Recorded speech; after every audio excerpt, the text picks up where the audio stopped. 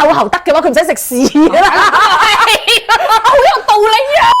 古時候咧要解毒，其實係一種好悲壯嘅事嚟嘅。你知唔知古人點解毒啊？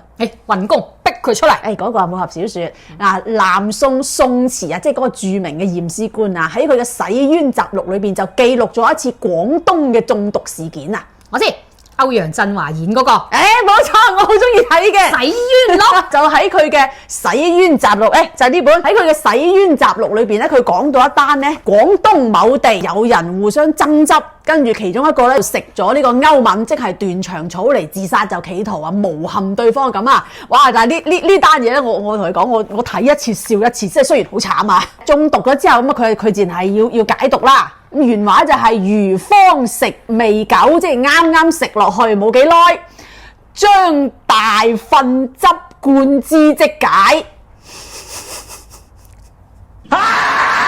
冇錯，就係屎，即係仲要濕濕地嘅，咁因為方便要催吐。仲有另外一個辦法嘅，咩辦法？不過係佢嘅進階版。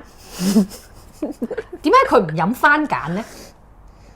南宋啊，孵唔出雞嘅嗰啲雞蛋，即係啲臭咗嗰啲，鋥爛佢，跟住攞啲麻油撈佢，夾硬灌落去。但係就據講咧，嗰個味咧就好似同死老鼠差唔多嘅。哇！一個就糞汁，一個就屍體，真唔知得係進階版啊！你古時候咧，佢醫學又冇咁發達，你又冇得洗胃，又冇得話啲咩血清啊，你食咗毒物咯，咁啊自然就唯一嘅辦法咪就係催吐咯。咁我扣喉咪得咯？扣喉得嘅話，佢唔使食屎噶啦。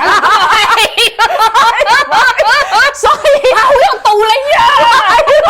所以喺古代，一旦你食咗毒物中咗毒，其實係要面臨一種生死抉擇。到底你想要死定係死？所以咧，我哋一定要好好珍惜我哋而家所處呢個時代嘅醫學科技都好發達，至少中咗毒可以即刻送醫院。係冇錯，科技令到我哋唔使再飲屎。